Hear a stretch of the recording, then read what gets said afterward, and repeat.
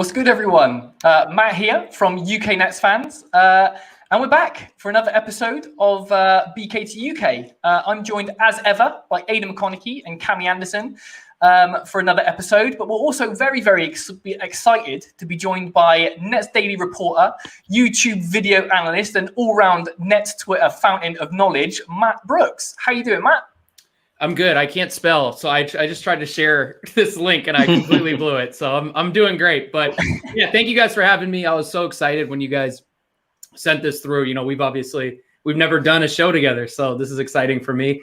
And yeah, I'm thrilled. This week's been really nice to get ready for everything. So I'm sure we're gonna get very deep into this upcoming series. It's good stuff. I think that I found where the less basketball is, the more rampant speculation there is. So I'm sure we'll get into that. So today on this episode, we're going to be previewing the first round playoff matchup between the Brooklyn Nets and the Boston Celtics, how we think it will play out, matchups and things to look out for. Plus, we'll chat a little bit about the season that's just gone, answer some of your listener questions, and much, much more.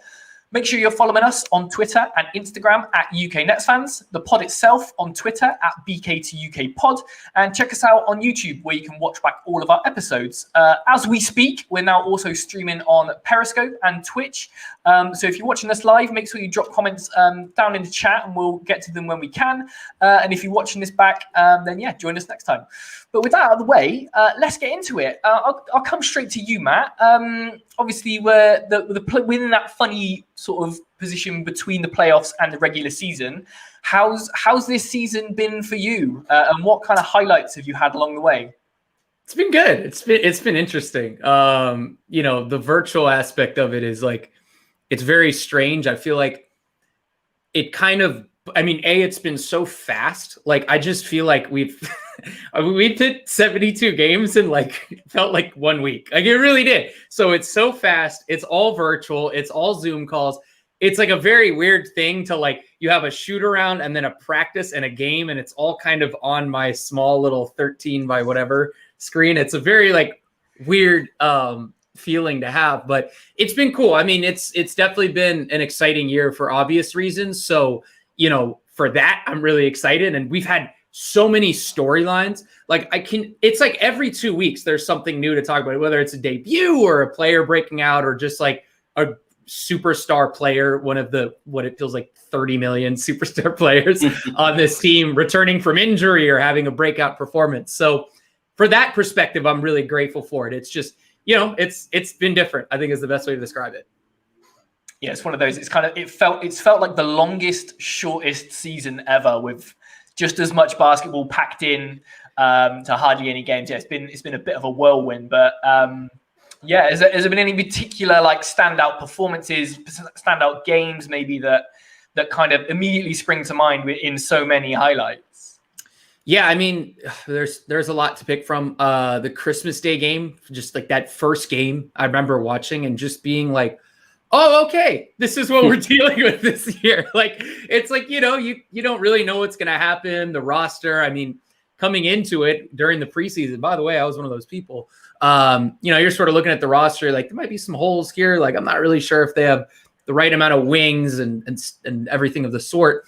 And then they come out game one and they're winning by 30. And I'm like, my recap is done by the third quarter. And I'm just like, all right, we're here. This is what it's like to cover a really good team. And it's been kind of that feeling ever since. There just hasn't really been that many dips. And even the dips that have been there have been kind of exciting. I might have been the only person on Twitter who was really excited about the 2-game series against Milwaukee because it was entertaining. I'm like, this is kind of interesting. This is a good matchup for the Nets. So for that, it's just been exciting. I think favorite performances when Clack started breaking out at the beginning, that was just like nothing I've seen. I mean, you know, you watch every single one of these guys brings a different thing to the table, but you watch him defend. And I just remember that first time watching it, you know, we'd seen him a little bit the year before. And, you know, he looked good. He's, you know, skying for blocks, showing some things on offense. But then you're like, oh, this guy can guard Bradley Beal and not just guard him in situations, guard him all the way out to half court, trap the ball, recover back to his man in the dunker spot. And you're just like, what is going on here? Like I am very rarely like very surprised by things, just with basketball. I think you've seen so many things with how many talented guys there are in the league. That was like, I don't know what is going on. So that stood out. I got to say, and this is the best play I've ever witnessed in my life. I was at Barclays when that the transition play happened where Mike James tossed it off the glass. I don't remember that for a long time because my feeling wasn't, oh, this is crazy. I was just confused. I didn't know what was going on. You couldn't really see what happened with Blake. And then all of a sudden it's like Mike James is 5'11". Like you just see him toss this thing up and KD just comes in out of nowhere. So those two plays stuck out. Really any of the Bruce Brown stuff was just insane. I mean, the performance against Golden State really, really stuck out to me. And Bruce is just, again, another player that's like nobody else in the league. So those are the ones for me. The star performances are obviously exciting. James Harden against Phoenix was great, but it's those random performances that just kind of broke my brain a little bit and are uncommon for a title contender. That's the stuff that I really, really found myself gravitating to. Sorry, that was a long answer. No, that's great. That's great. How about you guys? What are some highlights for you two? Yeah, I think it's just been been mad. Obviously, I'll let you go first. Sorry. No worries. I'll let you go first. Yeah, obviously, just what Matt was saying there. Obviously, going back to the Christmas Day game, obviously the start of the season. It's crazy to think how the team were playing then. There was people out there thinking that we didn't need to bring James Harden into the mix to contend just because of how well we were doing. And yeah, I think obviously since Harden's came in, obviously seeing scary hours in the court for the limited time, it has just been incredible. And I don't even think it's the best minutes we've seen from Harden. Obviously, Matt touched on the Phoenix game there. That whole West Coast road trip itself, I remember being so nervous going into that matchup, that road trip for the entire thing. I just felt like we wouldn't have had enough just with the different kind of issues that were coming on, obviously with KD kind of having to isolate. I just felt that was just incredible to see someone come in so quickly and do so well. And he just looked like he'd been there for seasons. It was incredible. So yeah, that one, it's going to stick with me for a long time, that. Yeah, I mean, I think Harden, I mean, you have both kind of referenced that Christmas Day game. When you just think of the roster that we had on that day compared to the roster we have today, it's night and day. Just you think of all those kind of horrible 10-day players who came in, got 5 or 6 minutes here, your Noah Vonlehs, your Norvell Pels, like they're going to be known as members of a team that won a championship. Obviously, they're not going to get any rings for it, but yeah, it's just when you consider like those guys played to how we are now, it's incredible that we're now kind of a team really competing for a championship. And I mean, yeah, as for other kind of key moments for me, the Clax breakout stuff, big fan of Clax is well, both Matt and Aidan are well aware. And then the Bruce Brown again, that 29-point game and just that kind of reaction when he's seen it. I think that's probably my favourite moment. Just I think I mean, I don't know about yourself, Matt, but we weren't too aware of Bruce Brown, and he kind of came in and just kind of swept us off our feet. We were really surprised by just the energy he brought, just his kind of defense. And then when he had that 29-point game, it was just, he just felt good. And I think he's become a firm favourite on this podcast. It's a funny one, isn't it? Because like as Nets fans over the last few years or whatever, like the kind of post Celtics trade years, it's kind of we're used to latching onto these kind of young unknowns and seeing them kind of progress and come through. So we're not used to having all-star, superstar talent on this team to root for. So watching these guys go off, it's still a bit strange for me personally speaking anyway. So I think as a fan base, we're a bit more comfortable rooting for a Bruce Brown or a Landry Shamet or something like that. It just feels like a nice kind of comfortable blanket. But for me, I think watching Kyrie almost, it feels like he's obviously had a career year stats-wise, but being almost, I think he needed a good year after last year kind of playing 20 games and his years in Boston and whatever. But I think, yeah, just somewhat vindicated and maybe kind of just let his basketball do the talking and that kind of stuff. So that's been a really good thing for me. Aidan, I believe it's over to you. Yeah, so I was just wanting to know, Matt, because I was reading your article today with Alec on NetsDaily, which I found really interesting. I just want to know, you were talking about who the X factor is going to be, and you both gave your answers. And I think you went with Nicholas Claxton. But I was just wanting to know, in terms of role players, obviously we're going to have the big three back in who are going to play a lot of minutes. Who do you think is going to be the most important player heading into this first round matchup with the Celtics, and why do you think that would be? Yeah, I think I'm going to stick with Clax. Just with all of the way that Boston's going to have to play, and the way they like to play, just the things that they like to do with ball screens, and the importance of Robert Williams, who I think is their third most important player right now. I feel pretty good about saying that. I mean, I don't know. I guess it would be Marcus Smart or Fournier, but I think I feel even more strong about Robert Williams just because of the things he can do in the short roll, the stuff he can do on dribble handoffs. I assume they're going to run a lot of stuff for Kemba and Tatum and Robert Williams. So it's going to be a lot of ball screen stuff, a lot of dribble handoff stuff. And what that means is that because Robert Williams is a center, he's going to be guarded. And it'll kind of depend, but he'll probably be guarded by Claxton for at least some period of the game, maybe quite a bit, just because those are two young big guys. That means they're going to get those switches. They're going to engineer those switches. And that just feels like the perfect matchup. I mean, we've seen it all year with Nicholas Claxton. You give him that switch, he's not only going to do okay. No, he's going to fake at the guy he's guarding, whether it's a point guard or a wing like Tatum. And that's just a favorable matchup. That's exactly what they're looking for. And even the things that the Celtics like to run, they like to run a set called Double Dragon. It's nothing too crazy. It's just two screens that are set in transition. And the way the Nets like to defend it, I'm not going to go too into the weeds with this, but they switch pretty much all down the line. And usually that last guy is a center, which means Nicholas Claxton is meeting Kemba Walker on the other side of this set. So it's like he's really set up perfectly if Boston plays the way they like to play. Now, maybe they scheme sort of not to involve Clax, and that would be really interesting and also kind of a reflection of how good of a defender he is already.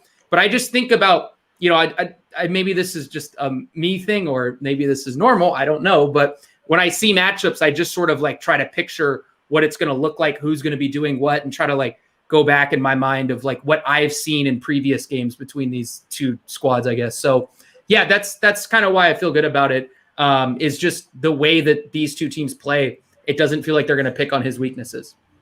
So this wasn't the kind of first question that I had in mind, but just kind of mentioning Claxton's kind of switchability and stuff like that. Who do you think will be the starting centre kind of come the playoffs and in the playoffs? Will it be a kind of matchup dependent thing, or do you think it will be Clax or DJ? There's obviously plenty of options. We can go small as well with kind of Blake or Uncle Jeff, and even KD can play there if required. So what kind of way do you think, maybe even just for this series, do you think we'll go for? Yeah, I would start Blake, and I think I'm there. I like Clax a lot. I do. And the only thing I'm worried about is just, and I probably need to get over this idea, is two things: overexposure and just a general sense of, can he guard these bigger players? Like that's what Blake said yesterday I think it was yesterday in his presser, just saying that the big thing that he's given to Clax for this playoff run is just letting him know it's more physical in the playoffs. They're going to turn that up. They're going to turn up that intensity. And just looking at their playoff road, the Nets, I mean, going through Giannis and the Bucks, going through Embiid and the Sixers, most likely, or even if it's, I don't know who else would be honest, I guess the Knicks, those type of matchups, those are all more physical, kind of get into you teams. So that's a big thing that I am not worried about, but I just know that Blake's going to be a little more adjusted to that. And by the way, he's not only their tough guy, he's like their a-hole. Like he works perfectly for a starting lineup. He just adds that little extra intensity. And against the road that they're facing, I think that's super important to include him as much as you can with the big three. Nice. Just going off the back of the Clax chat, we've had a listener question come through live from Elliot from Hoopin' and Luton. He said, if we need extended minutes from Clax, is his fitness a concern? Will he need to hold back a bit of the explosiveness? Obviously, he had his sort of ins and outs. What do you think of that? That's a good question. Yeah, I definitely feel like there are certain plays where like whenever because by the way, I mean, another thing, like the way he gets up the floor, you see it in transition. You're like, oh, like what on earth? Just so this guy zips from the rebound all the way, and he's the first guy up the floor. And when he does that, it looks great. He gets back, maybe he does one more, and then it's like he just shows a little bit of attrition there. So I think that's definitely a valid thing to point out. And I think honestly, when you're seeing him get yanked, I don't know, because I'm not a nutritionist or on the training staff or a coach or anything. My assumption is it's probably has to do with his wind. So yeah, I think that's probably the most valid thing to watch out for. He's a young guy. Like, he just wants to run and slam home dunks and guard the other team's best player. Like, he's going all out all the time. Nice. I think that's something we found sort of we were going back to again and again throughout this season, when it was sort of when DJ was still starting center. It felt like there were just two polar opposites in terms of, like, both of them make their mistakes, but one is an absolute abundance of effort and not being sort of doing the wrong thing. One's an absolute sort of absence of effort, which I thought was a really interesting one. But do you see any situation where DJ might come back into this team for the Nets, barring injury? Yeah, it's not Milwaukee. I don't see it. I really don't. I guess you're just sort of keeping him and being like, hey, if we need to, we'll dust you off for the Sixers. But I don't even know if that's the best way to guard Embiid, you know? I mean, I think we kind of figured out by the end of the way those teams played, everybody's pointed back to it, and I'm not the first person to make this point, but the way they were guarding Embiid, where they would show that second guy kind of last minute and try to catch him by surprise with, sort of trap the ball. They were doing that, I think, with Nick and Alizé.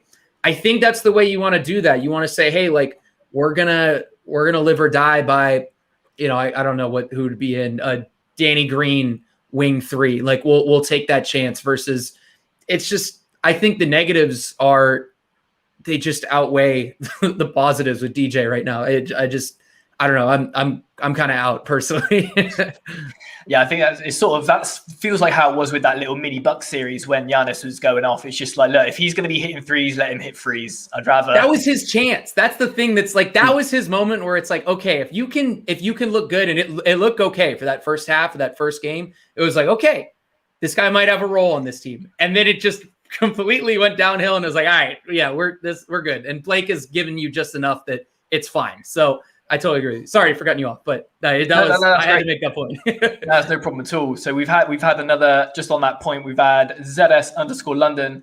Hey Matt, just looking forward to how do you see things, the Nets guarding the bigger players such as Giannis. So is that the thing? You kind of just stop him from running and get him to shoot? Yeah, I thought they nailed it by the end. You let him take the pull-up threes. If he's going to dribble into the pull-up, mid-range jumper, contest him, give him a short closeout. Don't close out into him, because then he's just going to Euro step and get to the rim. And then, of course, like, hang back at the paint. So he's either taking one of those two shots. I think that's the best way you go about doing that. Now, he's a great player, and he's going to solve that. And you have to be ready for that. And you need to be throwing all types of guys at him. You maybe throw Durant at him for a possession with the way he's been looking lately.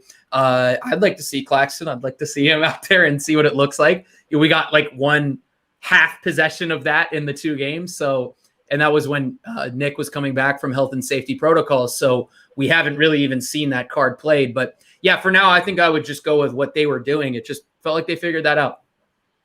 Nice. So just going back to this Celtics series that is just ahead of us.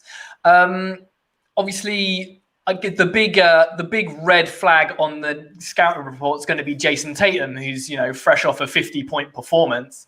What do you think the Nets kind of scheme is for dealing with that, and obviously Kemba Walker too? Yeah, I think it'll be really interesting how the Nets, or how it's going to come down to the Celtics. Like, do they split those guys up? Because if you split those guys up, I'm just going to play whatever. What did Steph Curry call it? Junk defense. Like, I'm just trapping him at midcourt. Jason Tatum. I'm like, no, you're not. I am not giving you any looks. And I'm like, please, Grant Williams, go ahead and torch us. Take those corner threes, big guy. Like, go ahead and do your thing. So I think that would be my solution. If they keep those two together, that's a little bit trickier. I mean, they have the right sorts of guys. Kevin Durant actually really comes to mind. I think that's probably what you go with. But for me, I'm just sort of looking at that and saying, he's probably going to get his. He's probably going to get his, and it's just a matter of, can they outscore their bench, which is really hard to do. The Celtics have the third worst bench in the league at scoring over the season. So can you do that? And if they split their stars up, can you kind of beat them down individually in those minutes and trap or do whatever you need to do? So that would be my solution to that. It's not so much worrying about Tatum. It's just sort of worrying about the entire process and letting the other guys that you want shooting, taking those shots. You know, they sagged off Marcus Smart a lot, like in a way where I felt bad for Marcus Smart. I'm like, they are not putting a defender on this guy within like 25 feet. They're like, please, Marcus Smart, take all the threes you want, which is funny. He's not that bad of a 3-point shooter anymore. Rolling out the red carpet for him. It's crazy. So those are the things I would do. Tatum is great. He's going to get his, but it's the other little smaller details that I'd worry about. So I think when you discuss kind of splitting kind of stars, I think that kind of leads in quite nicely to this one. Obviously, plenty star power on this Nets team. What do you think Steve Nash's kind of approach will be kind of for the Scary Hours trio? Do you think he'll try and stagger the minutes, or will it be a case of they'll all kind of play 40 minutes a night and just let's hope by the time they've all played 40 minutes, maybe near enough straight, we're far enough ahead and that's it, and we can just kind of bring in the kind of garbage time minute players? Yeah, no, that's a fascinating question because I've thought about that a lot, and it will be really interesting. I think to a degree it's going to show the level of respect they have for this opponent. And I know they're right now, all the statements from the team, from Nash, from the players, they're respecting this opponent. If they are experimenting, I would assume they want to give their big three as many reps as possible. Because when it comes down to, you know, real crunch time, like when you're in a really tough series, maybe that's round 2 against the Bucks, I think you're separating those minutes out a little bit more. You're giving James Harden the bench unit, let him get his, let him get the role players involved. That's what he's been doing all year. It's why you see these huge performances from, you know, and granted, Bruce Brown's been great this year, but Harden certainly helps those things. He gets Clax involved. I mean, goodness, you can tell when James Harden is on the floor and when he isn't based on how Clax looks offensively. So I think when it matters, you're going to split those minutes up, but I'll be really interested to see if they are kind of approaching this first round as a trial run of like, we need to get these guys used to playing with each other. So I just gave you a total non-answer, which is very tactical of me. You've been hanging around Steve Nash too long, man. That's what I was going to say it. I think just what you were saying there, Matt, and what you mentioned earlier, obviously about Boston's bench.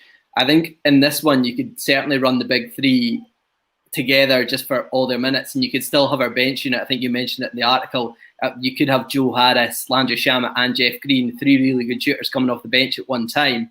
And I think because their bench is so poor, I'm comfortable with kind of small spurts of the big three being on the bench because we've still got that firepower there. And they're still going to outplay Boston in those minutes, I think. So, yeah, I think you could certainly run all 3 of them and get as many minutes as possible and see this as like a trial run for the 3 of them while you can before you compete against a Bucks and a Sixers where you would be more comfortable with, say, a Harden and Kyrie, one of them being on the floor at each time. Yep. Yeah, no, I totally agree. It's going to be exciting. It's crazy. And I think the weird thing for me is everyone kind of says, you know, the playoff basketball is different. It slows down and things like that. And it's great that we've got someone who's as tactically minded as you on the pod to kind of break that down a little bit for us. So the Nets we know and the Nets that we've been watching all year, they, you know, it's fair to say they like to push the pace. They're great in transition. How do you see that kind of changing when it comes around to playoff time? Well, the fun part about that is I should know this stat. I should know it. I believe they were top 3. I'm going to go out on a limb and say number 2 in transition. I could be wrong about that. That might be an outdated stat. I know for a fact they're the number 1 half-court defense. So if playoff defense slows down, I'm just going to say that's going to behoove the Nets. It really is. I mean, think about it. They got Kyrie who can create against everybody. KD who can play off ball. He can play on the ball. KD's taller, faster, better than everybody. And then you got Harden who is going to, you know, scan around the floor, find the weakest defender, have that player screen or the guy that he's guarding screen, and then he's going to pick on that guy. So it's like they have all these little things that they can do. And like for me, I just can't see anybody beating the Nets. Like, sorry to spoil this, but I can't. Like, it's impossible for me to see because of how many options they have. It's just a matter of, are the Nets going to beat themselves and figure out that rhythm between those 3 guys? But that is just like, that's sitting there waiting. That's the low hanging fruit for the Nets. It's a crazy thing to think about. And it might honestly help them to a degree to slow down a little bit, slow down the turnovers, and just get into like the offensive greatness that they have. Yeah, I was thinking about, do you think there's a bit of a conspiracy theory going around. We definitely said it on the pod, but with obviously sort of health and safety protocols notwithstanding, James Harden was out for a lot of time with rest and now that kind of stuff. There was a lot of ramping up going on this season. Do you think that any of that was a kind of way that Steve Nash and his super team of coaching staff are kind of using that to keep their powder dry and almost not show their playbook a little bit? Or is that just us Net fans getting excited? Oh, like I do love a good conspiracy theory. This is good. I mean, it would be wild. I'd never seen anything like that. Faking a hamstring injury and then a setback is pretty. That's in pretty deep into the conspiracy theory.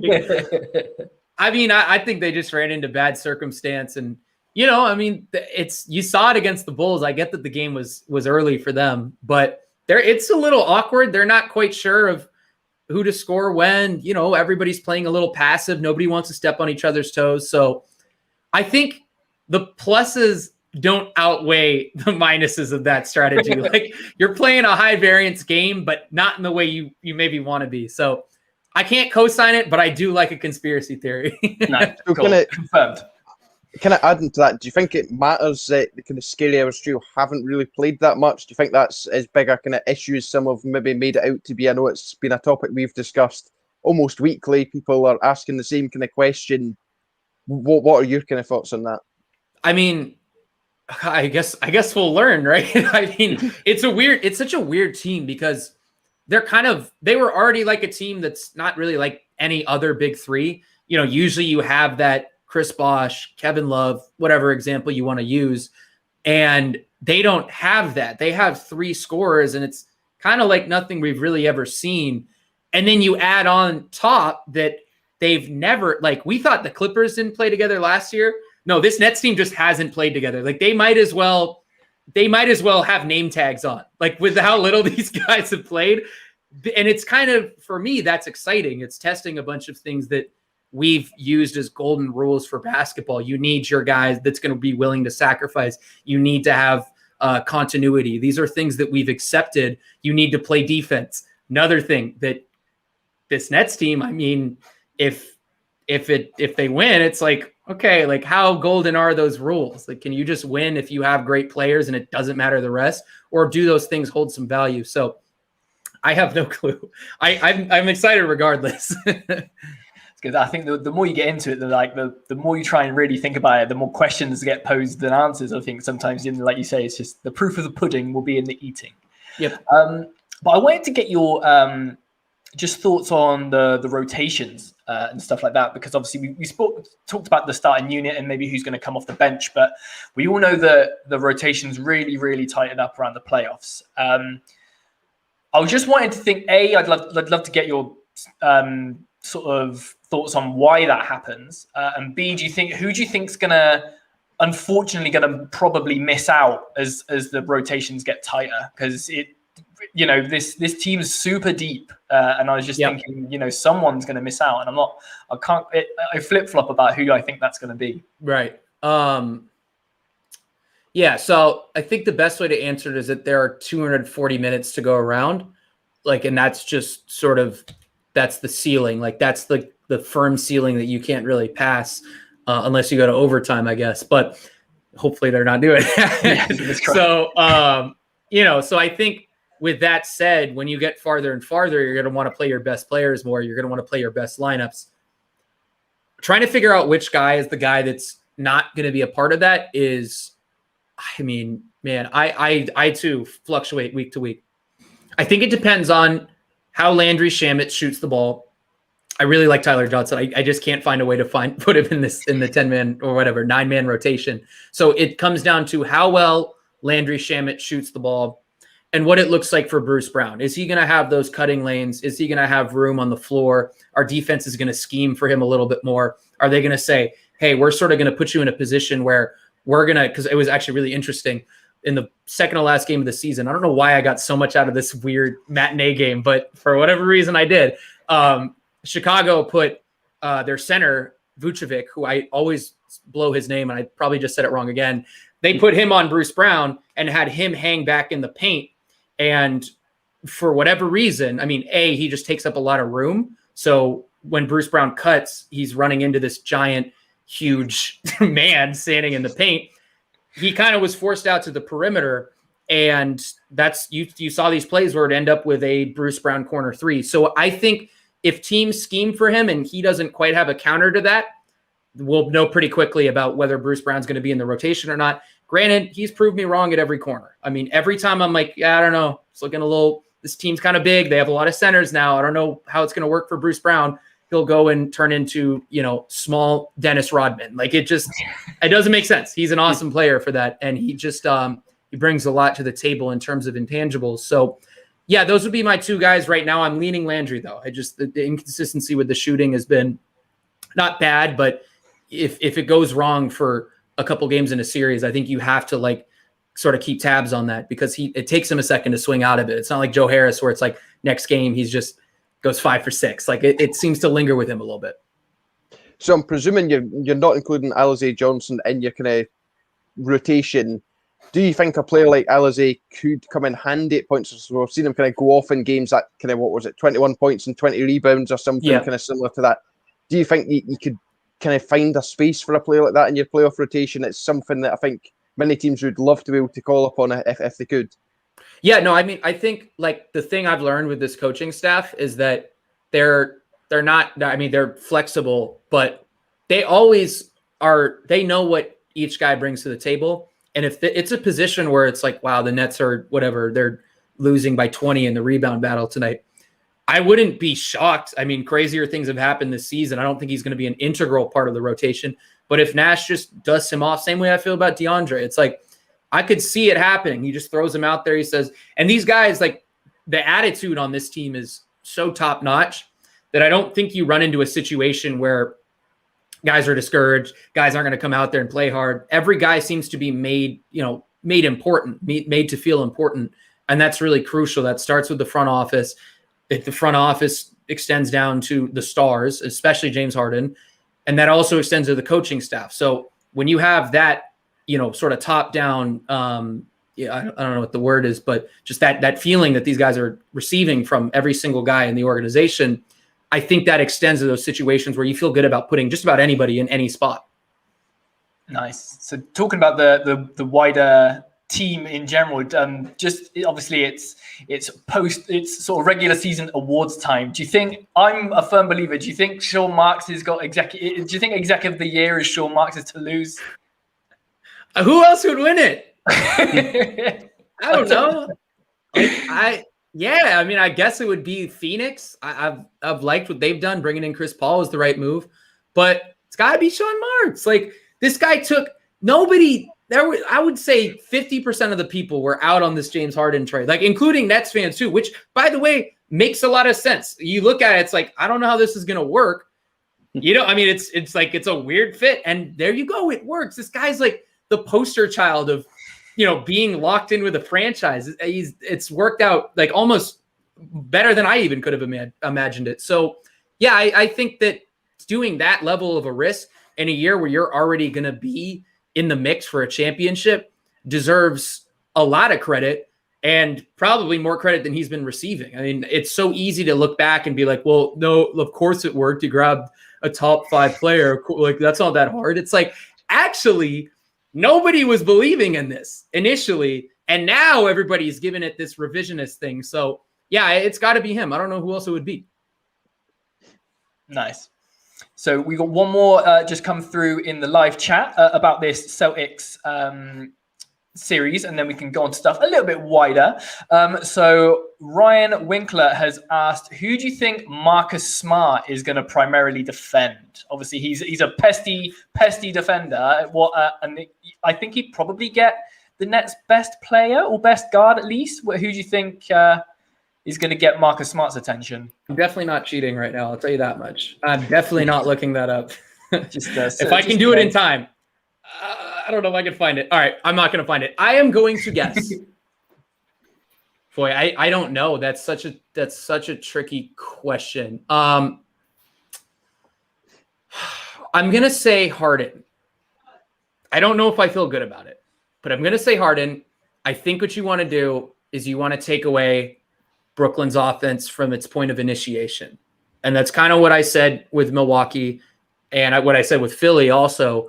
I would have Ben Simmons guard Harden. I would have Drew Holiday guard Harden. And the reason is I just want to interrupt things from the get-go and see if you can just sort of discombobulate things. Now, Brooklyn's a great team, and they have 2 other all-NBA caliber players, and they're going to figure it out. But that's, I think, what I would do. I don't know if he's big enough. That's my one worry with that. I know he's very strong and everything, but that's what I would think about doing. And I think that would be my move. And I bet you there's somebody in the comments who is going to say that's, somebody who knows better, who's either a Houston fan or just going to have a better grip on this is going to say that's the wrong answer, which fine, it probably is, but that's my answer right now.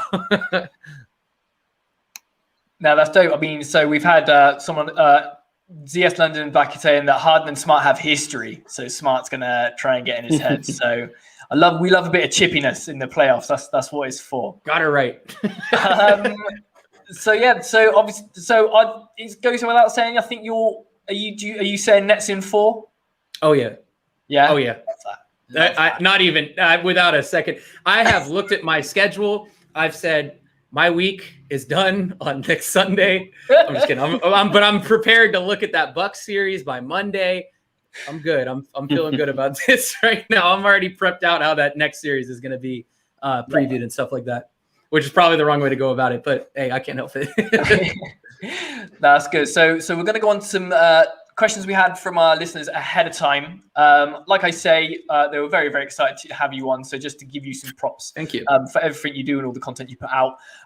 Elliot from Hoopin' and Luton wants to know, what is a day in the life of Matt Brooks like? I'm guessing as a beat reporter rather than just your day-to-day life. Yeah, I don't think anybody cares about like where I walk my dog and like how many miles are going. No, yeah, I mean it's kind of interesting. Like the end of the year has been nice because I've been going to games, but it is, as I mentioned, it can be a little, I don't want to say monotonous because that undermines like it's very fun covering this team. And there are a lot of fun personalities. The coach is fun to talk with and is open. I know there's some misconception or whatever. There's differing opinions on that. I think he's really open about a lot of information just regarding the team, injuries and stuff like that.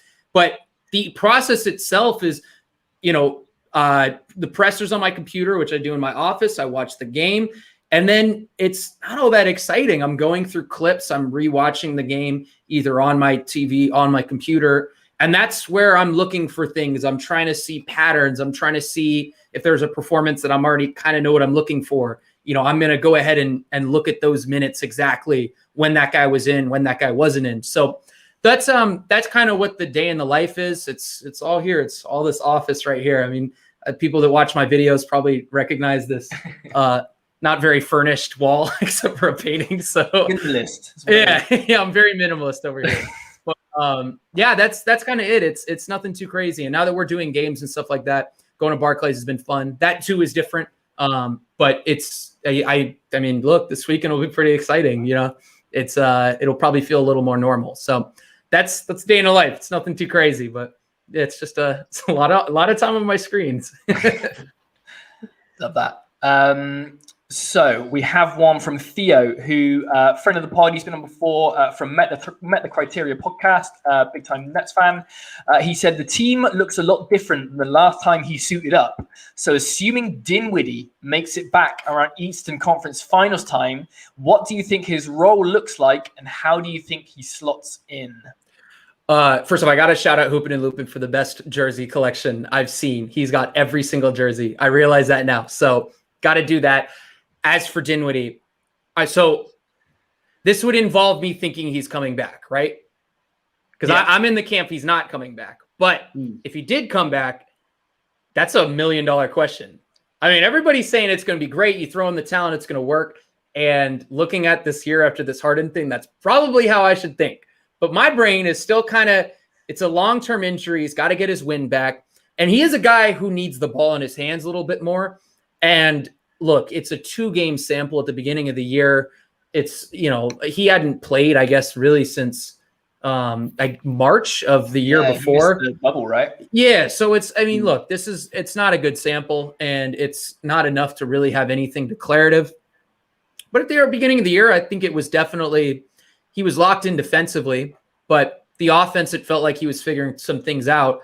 Now you have to figure out who he's going to be playing with. Now, maybe that works a little bit better because Kyrie's playing more off ball than he was at the beginning of the year. But I still think it would be a process of figuring it out. And that's why I have a little bit of trouble trying to figure out when he's going to come back, because I understand the pluses of if it works out. But if it goes wrong, and it goes wrong in the conference finals, and you're losing even 5 minutes, it's just a risk I personally wouldn't take. And that's nothing against Dinwiddie, because I think Dinwiddie is a fantastic player and he's going to work no matter where he's going to work. But it's just a unique situation where it's really unusual that you see a player like that get added in a conference finals. It would be very unusual. Yeah, it would be a tricky one. But do you think he's obviously, not sure how much you want to say, but like, do you think he's here next year?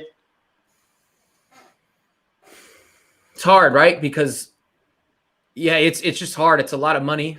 And if you do a sign and trade, it's going to hard cap you. And it just seems like this team likes to have that flexibility.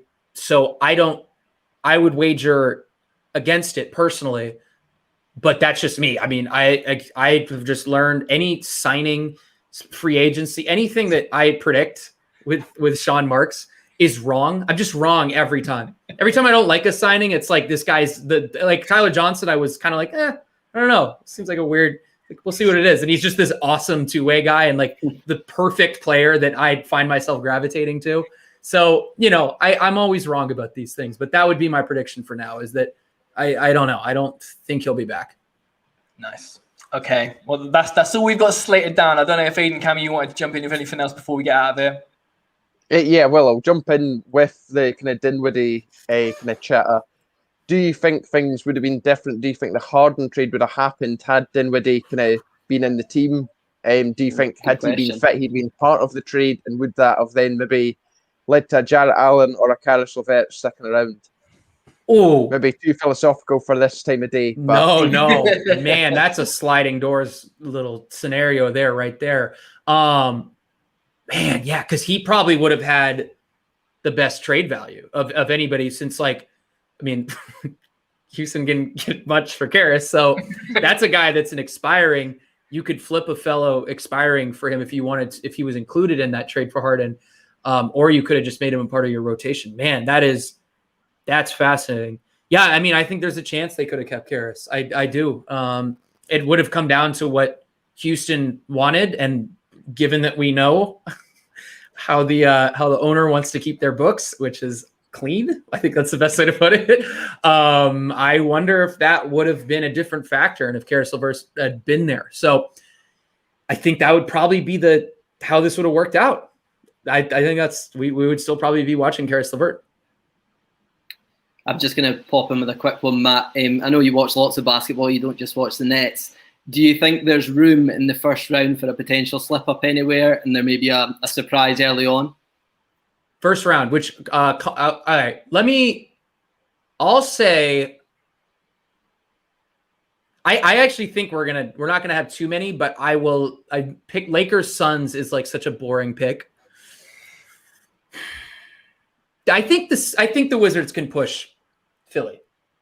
I don't know what it is about Philly. I don't know what it is, but I just don't fully believe. And it's nothing they've done wrong. And it's just something about the process of it. There's such a, yeah, that's Wizards team is so annoying to play. Like that's honestly the best way to describe them. They just keep coming at you. It's like, do they? They don't. It's like, okay, great. So Bradley Beal's come out flat. And then you have to worry about like Ish Smith, doing these like, and I don't understand. What is he, like 30, 31? He still gets by everybody. He is the fastest player that nobody knows. Like it's crazy. So I look at that and I say, God, that's kind of a weird matchup for them. Now they won the Sixers won the season series. Granted, that means nothing this year, 3-0, but I just see that being an annoying series in a lot of ways.